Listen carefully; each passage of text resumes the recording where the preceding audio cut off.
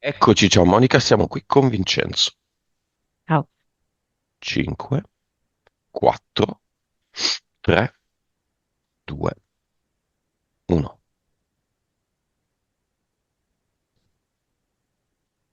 Vincenzo sta facendo una foto ad una cattedrale, però non alla cattedrale stessa, ma al suo riflesso dentro una pozzanghera.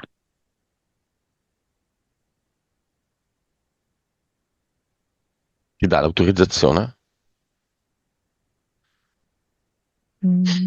Sì, quasi come se volesse con questa autorizzazione ricordarsi che può guardare e visitare la cattedrale stessa.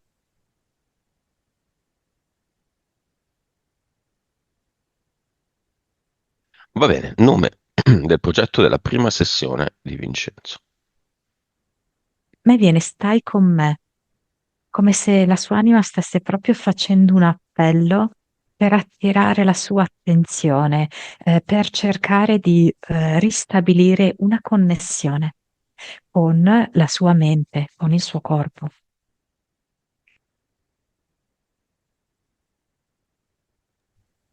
Nome della sua anima, PS, parte subliminale.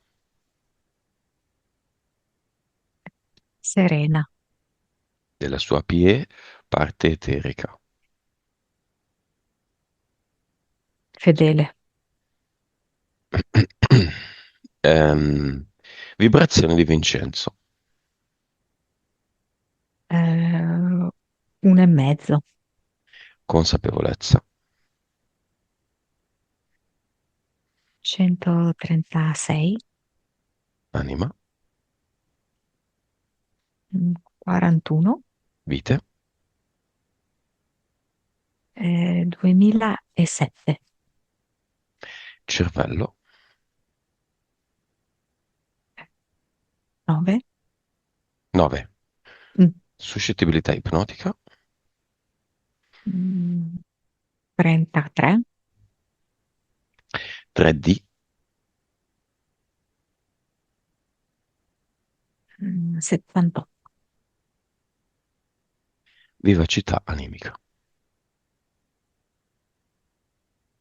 97, 90. 97-98. Mm. Ok. Siccome Vincenzo non segui da tantissimo, se non 2 mesi, le sessioni, la vivacità animica è forse il valore più basso, perché 97, anche se è molto alto, solitamente si accompagna negli altri casi a 99-100 con molta facilità. Quanto vuoi sapere come stanno le cose? Tu sei proprio nato che vuoi sapere come stanno le cose, che è un modo diverso da come ti vengono proposte. Ci sono delle entità eteriche con Vincenzo che, per esempio, cercavano di dissuaderlo da questa sessione? Mm-mm. Per esempio, appunto, questa enorme aquila che apre, spalanca le ali e sbarra il cammino. Quindi gli impedisce di vedere l'opportunità, ma gli impedisce anche di procedere, di avanzare nella sua vita. E poi c'è questa specie di, diciamo, vampiro pipistrello, del secondo universo, che tende appunto a nutrirsi, cioè a succhiare le sue energie, in particolar modo l'energia sessuale e più in generale la sua energia creativa, in modo che la sua creatività risulti in qualche modo indebolita, diminuita, ma solo perché viene assorbita da questa entità, non perché lui non ce l'abbia. Poi c'è una volpe, Anide, che si avvicina a lui cercando di ingannarlo, anche magari in maniera molto sottile. E ogni volta le proposte per ingannarlo potrebbero essere di differente tipo. La cosa importante è che lui rimanga quindi nell'inganno, nell'artificio e non nella verità, nella sua essenza. Ehm,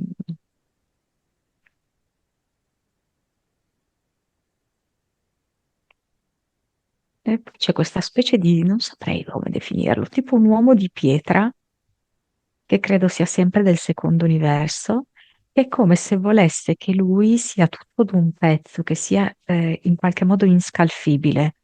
Vorrebbe che lui costruisse a sua immagine e somiglianza questo prototipo di uomo. Mi sono perso Basta. dopo la volpe, c'è l'uomo di pietra. Mm. Mentali. Mm. Eh, allora mi viene scorribande, persona e ingenuità. Allora, Scorribande è un'entità mentale che nel passato lo portava ad avere delle azioni anche un po' caotiche, disorganizzate, che poi andavano contro se stesso. Quindi, per esempio, l'uso di sostanze stupefacenti, no? Ma anche condotte che poi alla fine lo danneggiavano.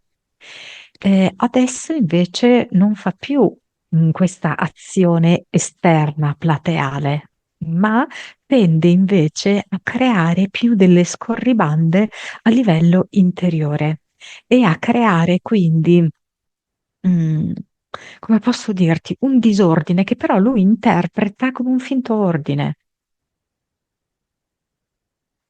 direi di livello 6 o 7.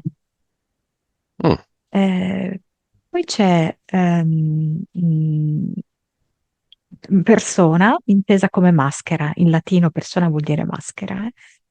Questa entità mentale gli attribuisce una maschera, facendogli credere che in realtà questa non è una maschera, ma è il suo nuovo stadio evolutivo, direi di livello 6. E poi ingenuità è un'entità mentale che fa leva su quella che di fatto di base esiste ed è una sua proprio freschezza, spontaneità, immediatezza che lui ha ed è una bellissima caratteristica. Però è come se facendo leva su questo gli andasse a sacrificare la facoltà di discernimento. Quindi lui a volte non sa riconoscere situazioni e persone. Ehm,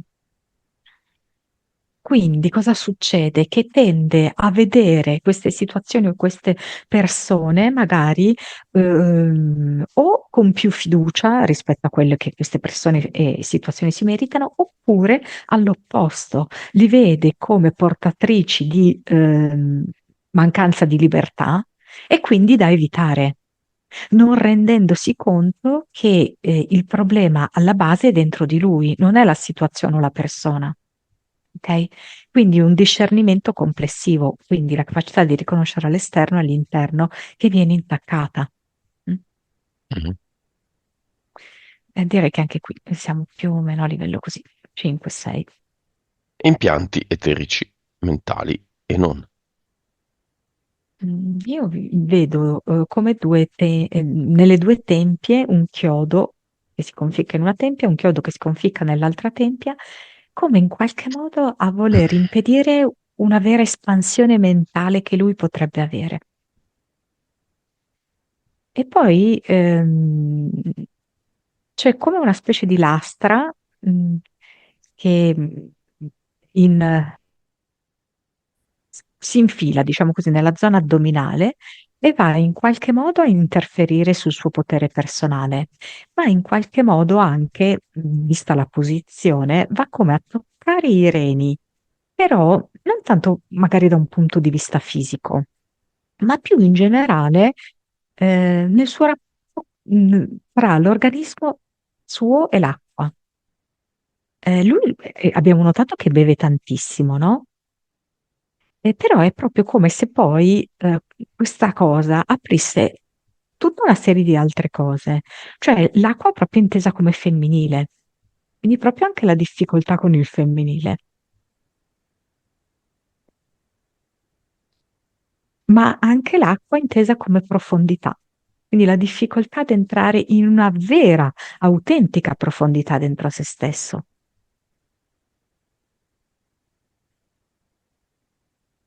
Basta. Mhm. Va bene, Monica, andiamo alle abduction oniriche, se ci sono. Lui sospetta che sia così. Non lo so perché di nuovo è come se mi richiamasse questo elemento acqua e vedo come se fossero delle sirene che potrebbero ammaliarlo anche con il canto. Lui magari non è che ricorda tanto il sogno in sé per sé, no? Ma ricorda la suggestione, l'idea di essere risucchiato, no? A livello di proprie energie sessuali. Quindi lui dice un qualcuno che mi porta via senza lasciarmi niente. E io la vedo proprio come una sirena che si avvicina a lui, raccoglie il suo seme e poi se ne va nelle sue acque. Così come era arrivata, se ne va via, non lasciandogli niente, ma avendolo appunto privato, eh, sia energeticamente che poi fisicamente. Una sirena. Sì, sì, sì. Solo questa? Boh, di base poi c'è questo vampiro che assume, diciamo così, varie sembianze. Eh, il compito del vampiro è comunque quello di risucchiare energie, di drenare energie. La sirena si è presentata in adolescenza? Sì, sì, quando lui aveva giustamente i livelli di testosterone molto alti, sì, spesso, però anche come, non solo nei sogni, ma anche come pensiero, come richiamo all'autoerotismo, come se proprio fosse questo canto ipnotico che lo persuadeva, lo invogliava anche. Quante sono state in quest'anno?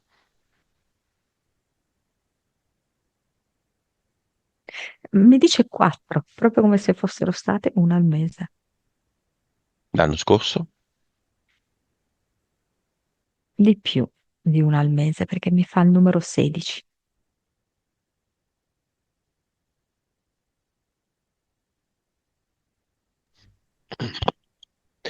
Ehm, perché Vincenzo fa la sessione oggi? Quali componenti sua lo desidera? Le entità, l'anima, lo spirito, il caso? Ehm, Finalmente lui sta ascoltando l'appello della sua anima, che è interessante, no? Come eh, l'entità notturna che le fa queste abduction sia una sirena, invece la sua anima è serena. Mhm. Quindi finalmente lui sta ascoltando l'appello che proviene da Serena e non da Sirena. Ok? E la sua anima vuole proprio che lui si interfacci con la sua autenticità, non con un qualcosa di precostituito. Sta cercando di fargli capire che anche questa stessa sessione è solamente uno strumento, non è la verità. Quello che emergerà non è la verità, ma è l'occasione perché lui conosca se stesso.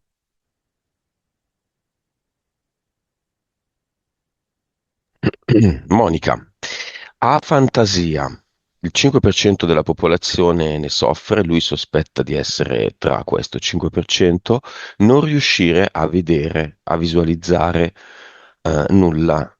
Se mi chiedono di visualizzare una mela, io so che stiamo parlando di mela e non di gatti, ma non visualizzo la mela. Allora, nel suo specifico caso vedo che l'entità mentale persona incide su questo, proprio per il fatto che lui ha come deciso, diciamo così, no? Di essere in questa categoria, ok? Quindi è una maschera, è un'etichetta. Poi c'è l'entità eterica vampiro che, come abbiamo detto, prende energia da quelle che possono essere proprio anche le sue qualità, le sue caratteristiche, le sue peculiarità. Magari lui non ha una particolare attitudine, no, al vedere, ma quel poco che ha, il vampiro, glielo sottrae in modo che lui veda, si accorga che la sua capacità nel vedere è praticamente inesistente. Questo è il risultato. Ehm, C'è da dire che comunque questa è anche un po' una sua caratteristica, di essere un po' più concettuale rispetto a che visivo, ma ehm, io non la vedo come una cosa così fissa e così immutabile. Anche perché la prima immagine che mi ha fatto vedere è proprio un'immagine, una fotografia. Se tu Eh, visualizzassi il suo terzo occhio come un occhio, come lo vedresti? sì, è vero, è piccolo. Come hai presente quando, adesso mi viene in mente un cane cieco, Mm. non è bello aperto, come un cane che magari è cieco perché è stato ferito, quindi l'occhio è molto piccolino, Lo diciamo vedi semichiuso. verticale come occhio, come in alcune illustrazioni? No, orizzontale. Quindi un occhio piccolino, non suo, semichiuso. Sì.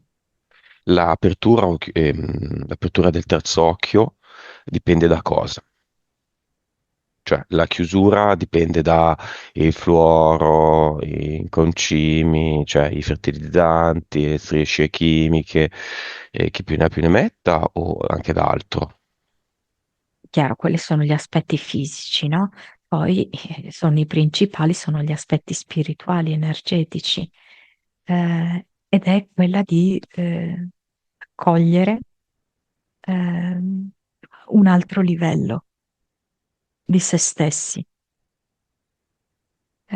Vincenzo, per esempio, fa molto fatica ad accogliere un altro livello di sé. Ehm, Lui cerca, diciamo così, delle risposte all'interno di un sistema filosofico e di pensiero, non comprendendo che quello è solo come se fosse una specie di scatola da cui lui deve estrarre alcuni strumenti. Finita lì. Poi l'esperienza però deve essere tutta sua. Eh, La adesso, fantasia, dimmi, dimmi. adesso, per esempio, vedo che lui prende come se fosse proprio una sorta di ehm, vaschetta in cui ci sono degli strumenti da chirurgo, no? Prende una specie di pinzetta, e inizia a aprire un pochettino questo occhio, sapendo che lo strumento l'ha preso da lì, però è lui che lo sta manovrando, è lui che sta decidendo come utilizzarlo. Sono le sue mani. Mhm. In passato conobbi una persona che parlava di apertura del terzo occhio, fisica anche, cioè gli avevano martellato la fronte e c'erano in effetti delle cicatrici lì.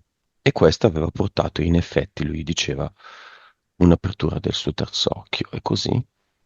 Allora, questi metodi molto forti, come può essere anche l'ayahuasca, così, però sono temporanei.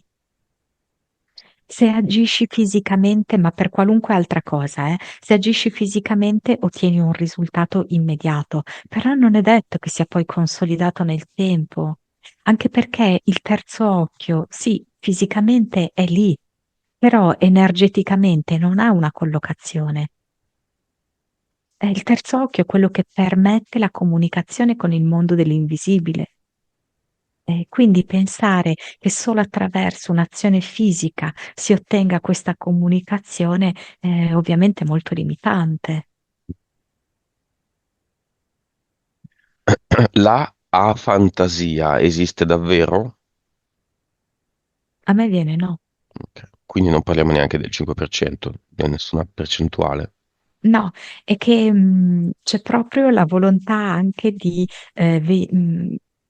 di incanalare, no? Mm. Certe persone in questa convinzione. Bloccarle. Sì, sì, sì, le hai etichettate così, loro si riconoscono in questa etichetta e pertanto si comporteranno così, prive di fantasia. Va bene, causa esoterica, Monica, della sclerosi multipla di Vincenzo, presentatasi la prima volta 7 anni fa.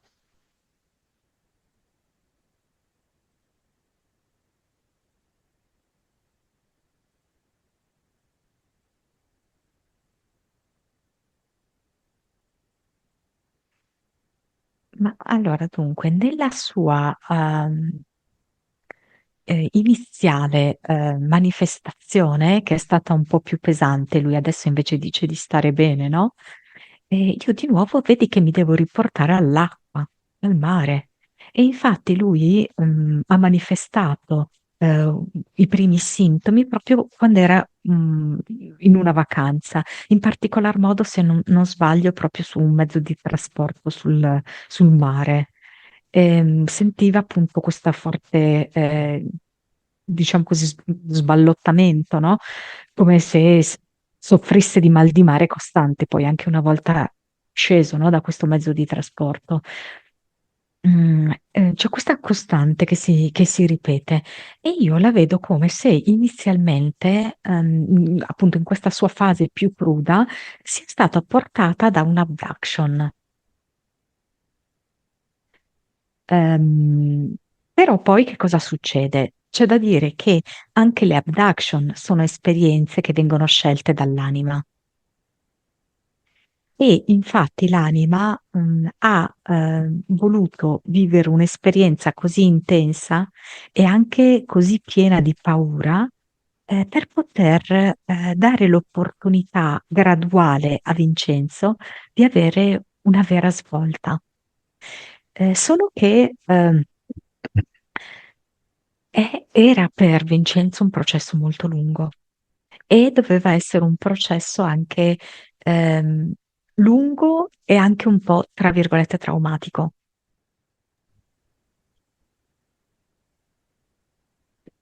Non è così per tutti, però per molti di noi il risveglio passa attraverso vari tipi di dolore, vari tipi di paure, per poi comprendere qual è davvero la nostra verità. La sua anima serena ha scelto un percorso che apparentemente è tutt'altro che sereno per farlo arrivare, a fargli arrivare a capire chi è lui davvero. Tu non sei questo, tu non sei la tua malattia e infatti poi dopo lui si è ripreso e sta meglio. Tu non sei tutti i tuoi studi, tu non sei la tua pratica dentro il monastero, ma tu non sei neanche la tua meditazione. La sua anima lo sta accompagnando in questo processo. Tu non sei le relazioni, ma non sei neanche la fuga da quelle relazioni. Tu non sei giustamente il tuo lavoro, ma non sei neanche il disoccupato che dipende da qualcun altro. È un lungo percorso per Vincenzo, ma che io vedo anche molto bello. Quindi chiedo a Serena, l'anima di Vincenzo, tu chi sei? Vincenzo, chi è?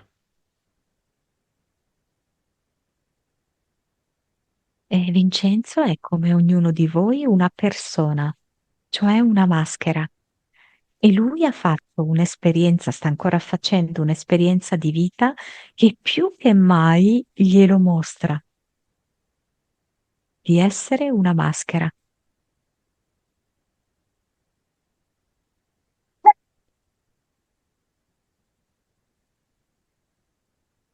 E dietro la maschera? Lui è una maschera, è un attore. Dietro l'attore e dietro la maschera c'è il vero sé, c'è l'autenticità.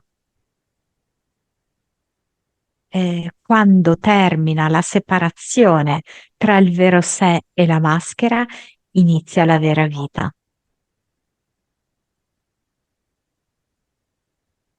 Di che colore è questa maschera? Ma adesso nel caso di Vincenzo, verde acido.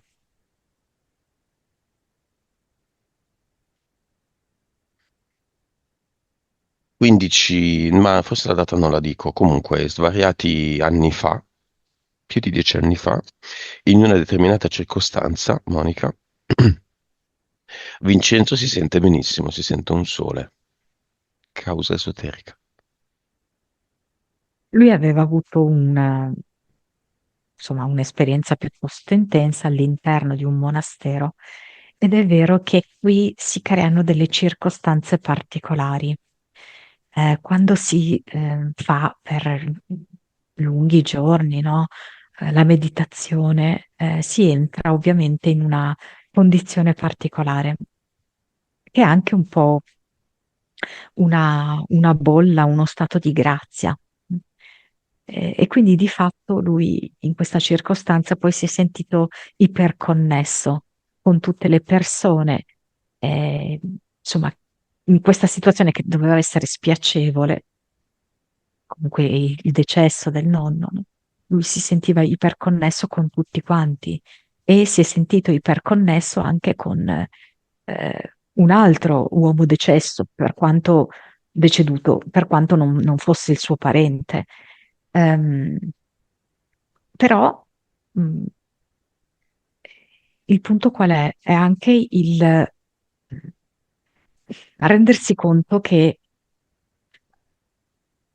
eh, quello che lui ha vissuto come effetto collaterale, diciamo così, no, di quella permanenza all'interno del monastero, lui lo può vivere costantemente. Quando lui rimane davvero agganciato alla sua anima e alla sua vera essenza, ha la possibilità di iperconnettersi con il tutto sempre.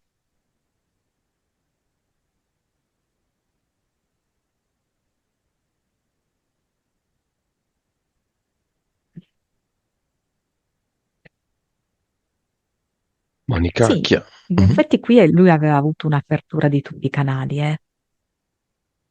questo sì. Chiamiamo Monica come disincarnato Siddhartha. Vediamo un po', eh.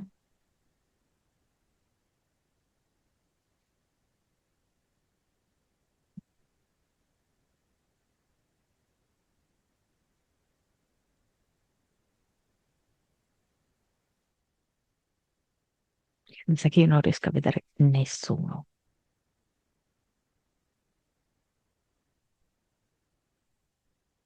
Quindi non c'è Mi un arrivano, disincarnato. no, mi arrivano dei fogli, tante pagine scritte fitte. Chiamiamo quelli che l'hanno scritte. Magari uno di questi è Siddhartha.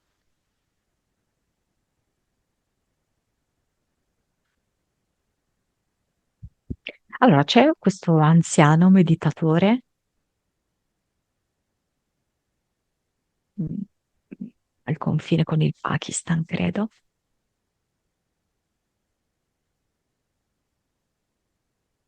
molto connesso alla natura. Mhm. Come si chiama? Mi dice solo la P puntato.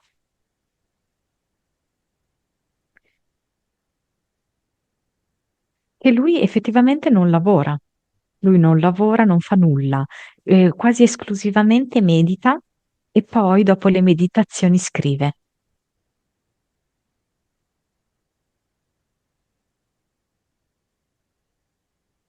Mm, Vedo che è come se esercitasse questa connessione con il sistema solare,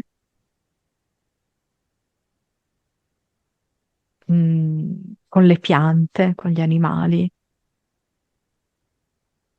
ehm, con degli umani che però sono magari dall'altra parte dell'emisfero e scrive, eh, come se volesse arrivare ad una morale, ad un sunto, no? Di questa esperienza. Mhm. È lui che scrive di Siddhartha. Ma non è l'unico.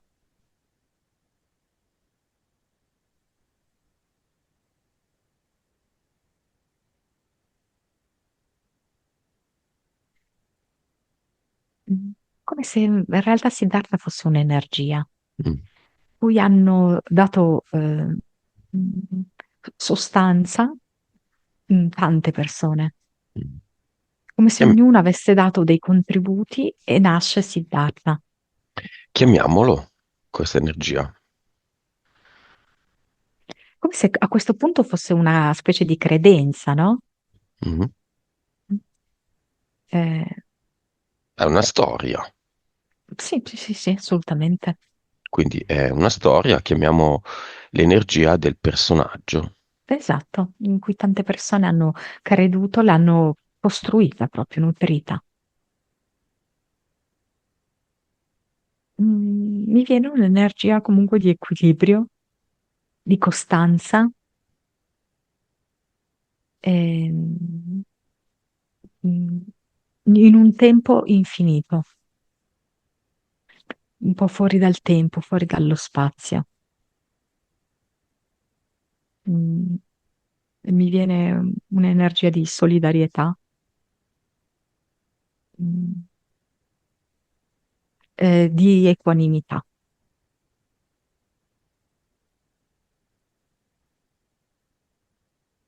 Un'energia animica, Allora,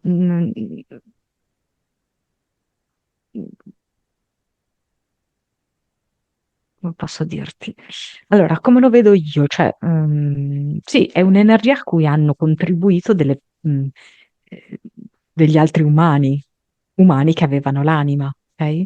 mm, Quindi, come posso dirti? È un personaggio costruito da tante persone, ok? E viene quindi nutrito da una serie eh, di sentimenti, di ideologie, eccetera. Però vedo anche come questa sfera energetica che si crea viene anche poi utilizzata da delle entità, quali? ok? Per esempio, viene usata da una mantide enorme Mm, che la utilizza proprio per ingannare. Pur non essendo nata a questo scopo, questa sfera energetica, però viene utilizzata anche da queste entità mantide a scopo di inganno, mm. affinché diventi, come posso dirti, una specie di sfera appiccicosa che attrae tutta una serie di persone che credono nella storia di Siddhartha, no? Ehm, rimangono, come dirti, incollate da questa specie di carta moschicida che c'è intorno a questa sfera. Quindi l'energia di queste persone che rimangono incollate va alla stessa mantide.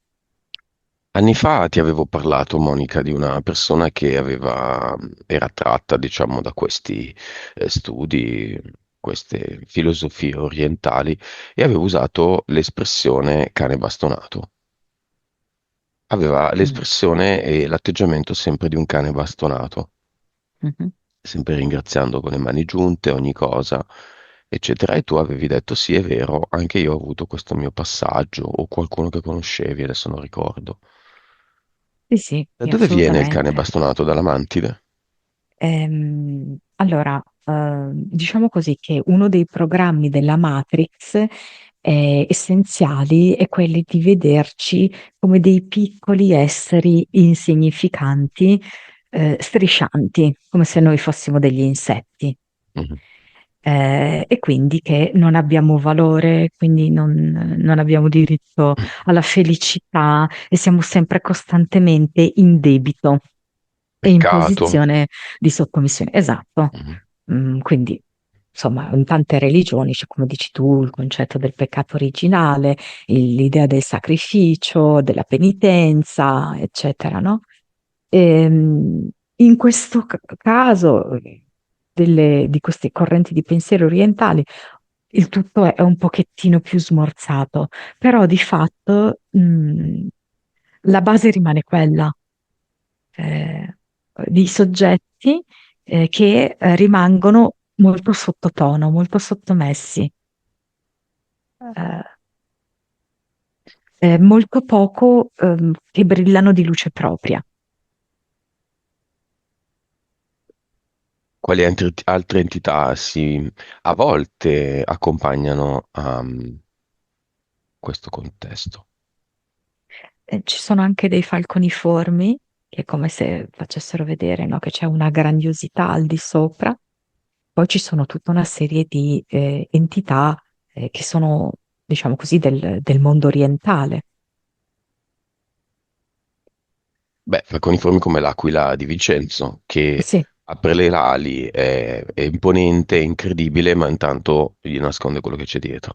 certo. Bene. Bene, è giunto il momento di andare a vedere cosa c'è dietro. Cosa nasconde l'aquila a Vincenzo? Chi è Vincenzo?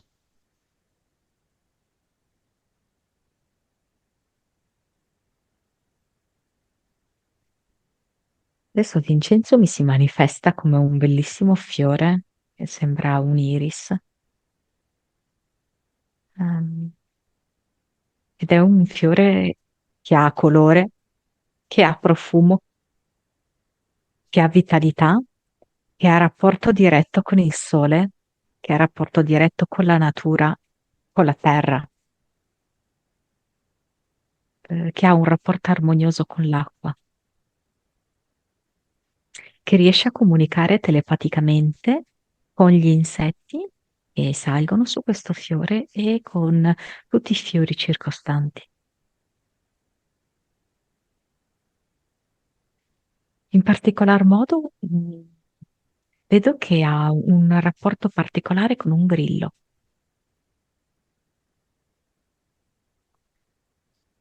Vedo molto una finità, tra il grillo e Vincenzo, come se il grillo lo potesse in qualche modo accompagnare ma anche rispecchiare. Il grillo con questo suo canto, che è anche uno stimolo ad ascoltare la sua voce interiore, il grillo con la sua capacità di fare salti quantici, di saltare tra una sfida e l'altra, di saltare da una situazione all'altra, da un vissuto all'altro. Nella favola esoterica di Pinocchio c'è il grillo. Mm, sì, Che significato esoterico ha il grillo? proprio con la voce interiore, l'intuizione, a livello ancora più espanso l'anima, il nostro vero sé. E se lo ascoltiamo ha tanto da dirci. Meraviglioso canto del grillo.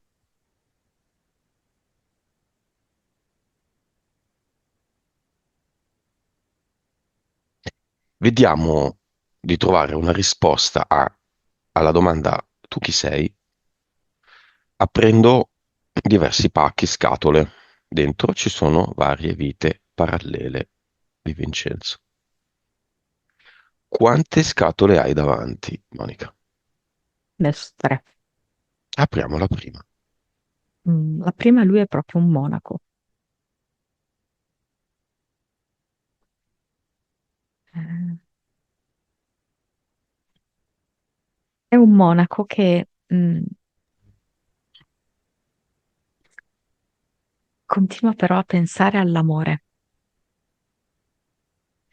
Mi sembra di vedere che ehm, la ragazza che lui voleva non era disponibile, tipo era promessa in sposa a qualcun altro.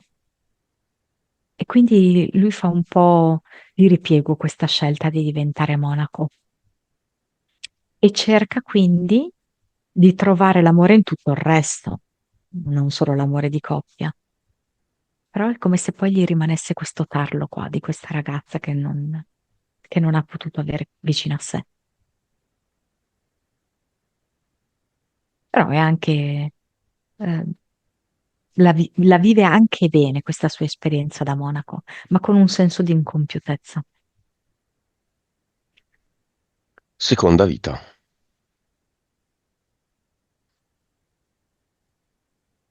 Mm. Qua mi dà una vita un po'. Poi è una donna, vedo che sta portando i panni da lavare in un lavatoio pubblico. Penso che abbia tanti figli qua. Insomma, è una vita sicuramente molto dura, in cui non ha tanto la possibilità di fare una crescita interiore, perché insomma ci sono delle circostanze fisiche che spingono, no? C'è proprio la sopravvivenza a cui badare. Ci sono anche tante incombenze.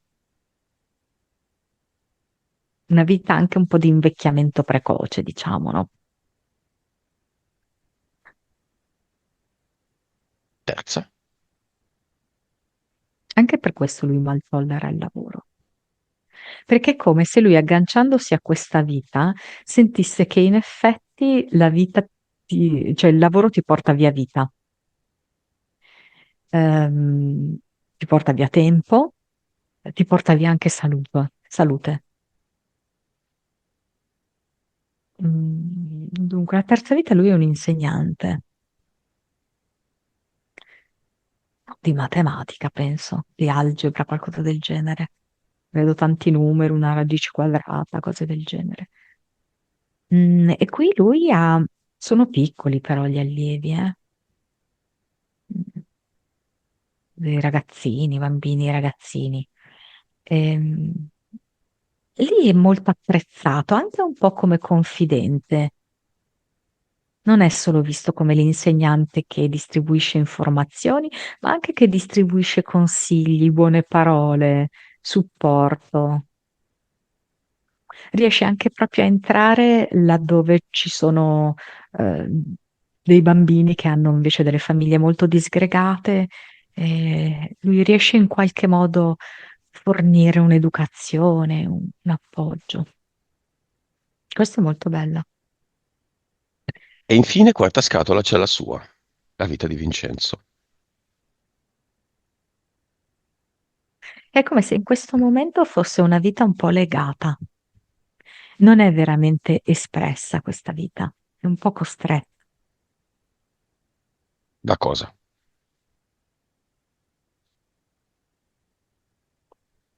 Anche da una serie di pregiudizi e di convinzioni, di imposizioni che lui si è dato. Ehm, è come se anche lui potesse aprirsi alla possibilità di un lavoro che gli piace e che quindi non gli pesa. Questa cosa invece per lui è un po' difficile perché tutto ciò che viene appellato come lavoro in lui genera proprio di base un fastidio, una repulsione. Ma come ho spiegato, è molto anche determinato da questa vita che abbiamo visto molto faticosa e improntata sul lavoro, sacrificio. Invece lui adesso ha la possibilità di vivere delle esperienze lavorative proprio come opportunità formative che gli danno moltissimo. Per Facciamolo esempio quella che sta per andare a fare. di, di lavoro a contatto con la natura. Esatto. Per esempio una cosa che io vedo bene è che lui impara un lavoro e poi lo insegna, perché lo sa trasmettere anche eh, con molta passione e anche accogliendo chi ha delle difficoltà nell'apprendere.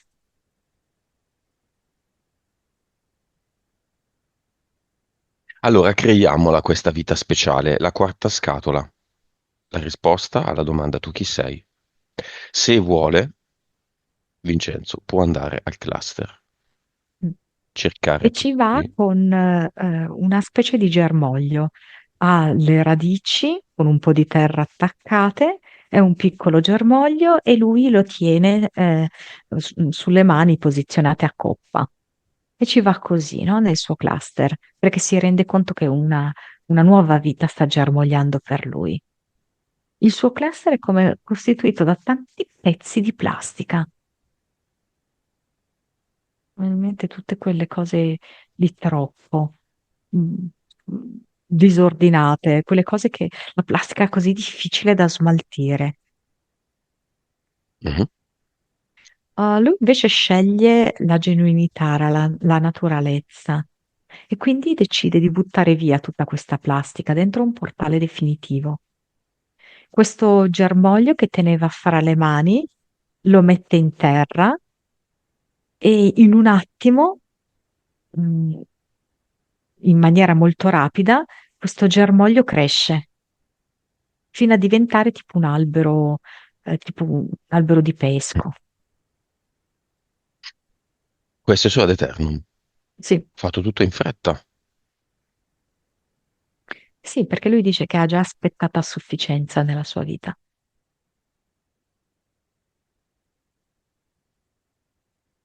L'Avatar, l'ha considerato, giusto?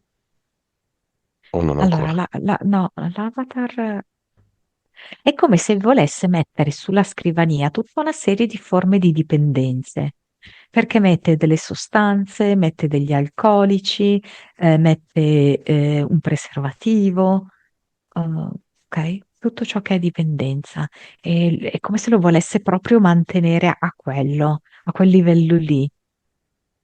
E se non c'hai questa di dipendenza, ti metto un mala. Sai, quel rosario fatto Ah, quei segni. orientale, diciamo, esatto. Oh. Mm. Allora, adesso sta guardando, non sta agendo subito, sta guardando ognuno di questi oggetti ricordando come hanno avuto un ruolo nella sua vita in passato. Non ha Come avuto. alcune volte sì, ha avuto, Ha questi avuto. oggetti hanno avuto, sì, sì, sì, ha avuto un ruolo nella sua vita. E a volte l'hanno fatto proprio, come dirti, camminare in ginocchio.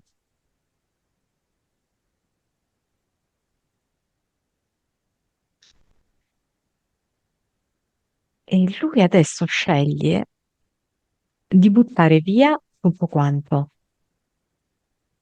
Con molta delicatezza mette nel portale definitivo anche il mala, come a dire, mm, adesso sono nella totale indipendenza, autonomia di tutto,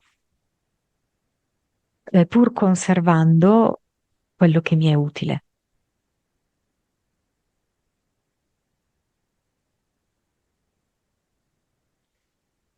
Ora sono pronto a una mia personale interpretazione, a un mio diretto vissuto.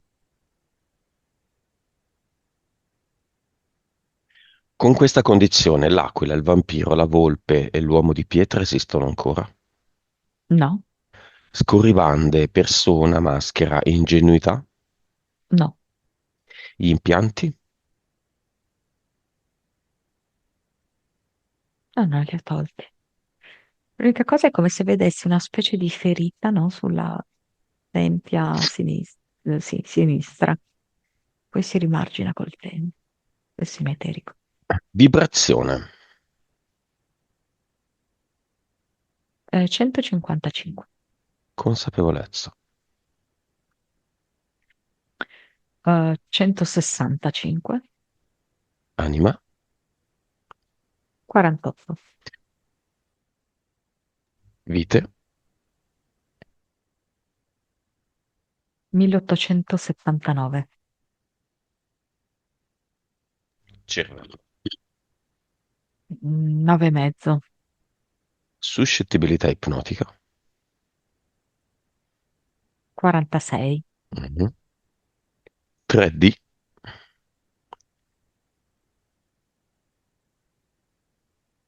46. E vivacità anemica.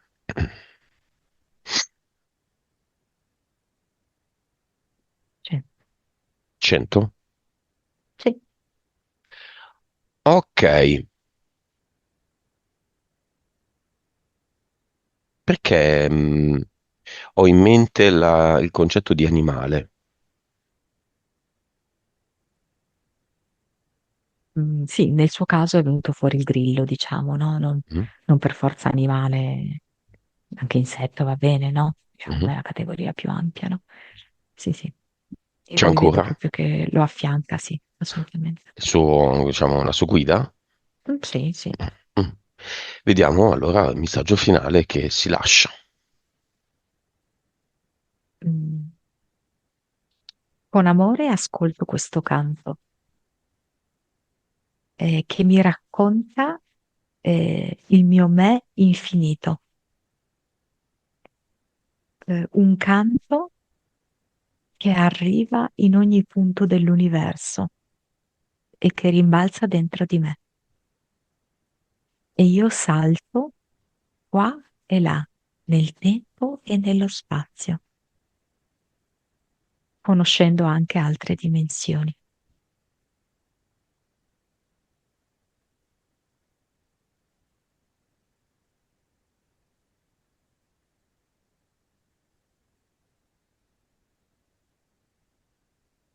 Esiste, Monica, la fiamma di Vincenzo? Mm, Adesso no, Ok. adesso no perché non è proprio nei suoi pensieri, nei suoi desideri. Come lo vedi? Come vedi il suo terzo occhio? Un occhio verde. Più aperto. Sì, adesso è sano, però non è completamente spalancato, però è sano.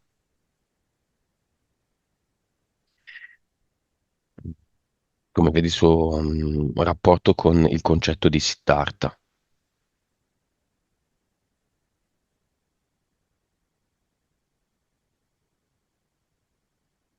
Mm, Lo vedo come se fosse a tratti,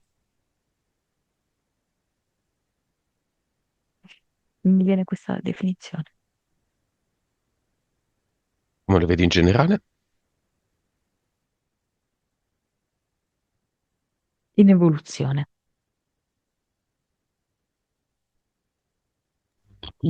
Va bene, abbiamo finito.